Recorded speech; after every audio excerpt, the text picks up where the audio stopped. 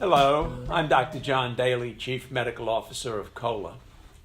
In January 2018, it was reported that a 6-year-old Florida boy died after contracting rabies from an infected bat. The boy had been scratched several days before by a sick bat, which had been placed in a bucket. The wound was thoroughly washed, but the child unfortunately was not seen for medical evaluation. The child subsequently developed and died from rabies infection. Over the past 100 years, rabies in the United States has changed dramatically. More than 90% of all animal cases reported to the CDC now occur in wildlife, whereas before 1960, the majority of cases occurred in domestic animals. The principal rabies hosts today are wild carnivores like raccoons, skunks, foxes, and bats. The number of human deaths attributed to rabies has declined from 100 early in the 20th century to an average of 2 to 3 per year today. 2 programs have been responsible for this decline. First, the Animal Control and Vaccination Program, begun in the 1940s, and oral rabies vaccination programs in the 2000s have eliminated domestic dogs as reservoirs of rabies in the United States. Second, effective human rabies vaccines and immunoglobulins have been developed.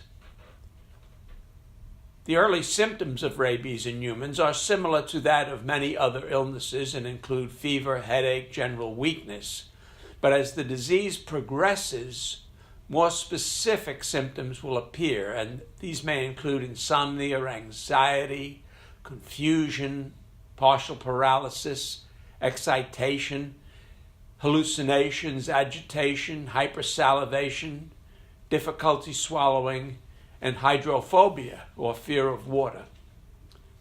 Death occurs within days of the onset of symptoms.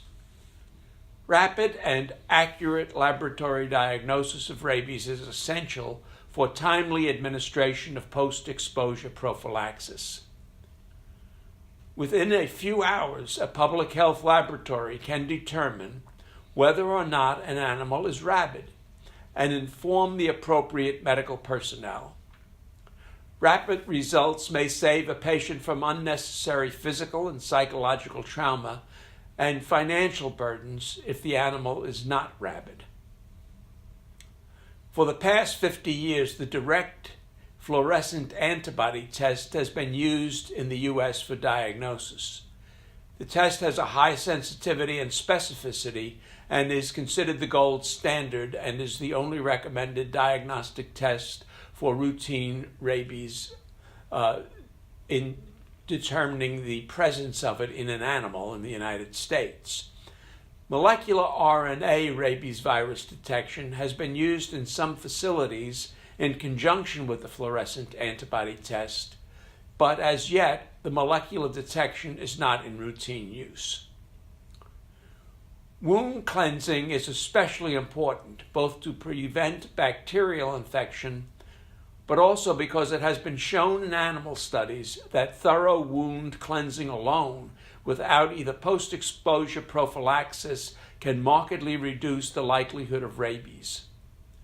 Unfortunately, that was not the situation in the current case.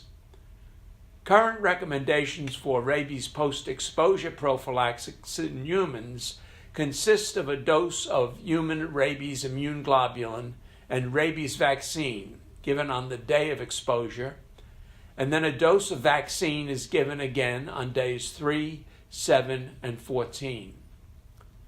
In those rare cases where the patient has previously received pre- or post-exposure vaccinations, only 2 doses of the vaccine on the day of exposure and then 3 days later are needed. Human rabies immune globulin is not required in these cases.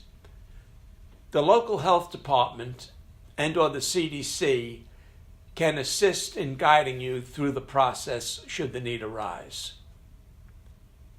Thank you for your attention.